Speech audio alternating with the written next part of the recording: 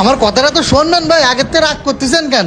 এটি ফিরোই নিয়ে কলেন তো এটা 1050 টাকা দাম, আপনি আমারে 700-800 টাকা দেন আর এই দিয়ে অন্য কারো দিয়ে দেন। বেয়াদব, তোর জাকাতের জিনিস দিছি, তুই জাকাতের জিনিস ফিরে দিয়ে টাকা যাচ্ছিস, কত বড় বেয়াদব তুই একটা।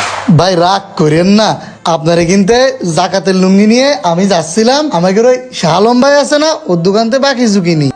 এইবারে লুঙ্গিটা মেলা সুন্দর কালারের দেশে, ঈদের নামাজ এ পড়বেন। নাই দে, দাঁড়া দাঁড়া, শুনে যা, কনে যাচ্ছিস? বুঝলাম না ডাকতিস কেন? ও ভাই কি হয়েছে? আমি যে তোর কাছে 500 টাকা পাই, আগের একটা ঈদ গেল আর একটা চলে আসতে গেল, সে টাকা কই? কিছু বুঝতে পারতে চাও না? ও ভাই টাকা তো সব ক্লিয়ার হয়ে গেছে, আপনি আর মাত্র 475 টাকা পাবেন।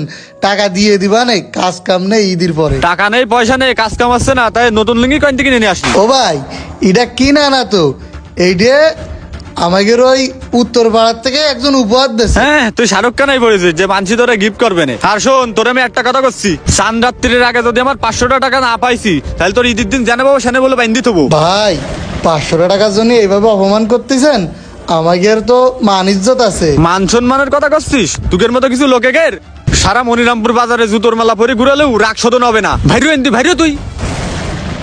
সব তো শুনলেন ভাই, এখন আপনি যদি এটি ফিরোই নিয়ে টাকা না দিতে পারেন, আপনি কোন দোকান থেকে কিনেছেন ওর ঠিকানাটা দিলে আমি লুঙ্গিটা ফিরোই দিয়ে টাকা নিয়ে আসতাম। ও জানো, আর প্রত্যেক বছর তুমি জাকাতের লুঙ্গি যাই ওই দোকানে বেচো। এ লুঙ্গি দে, ভাইরো আগে, ভাইরো আনতে, ভাইরো দূর আমার চোখের সামনে, তোর মুখ যেন আর না দেখি।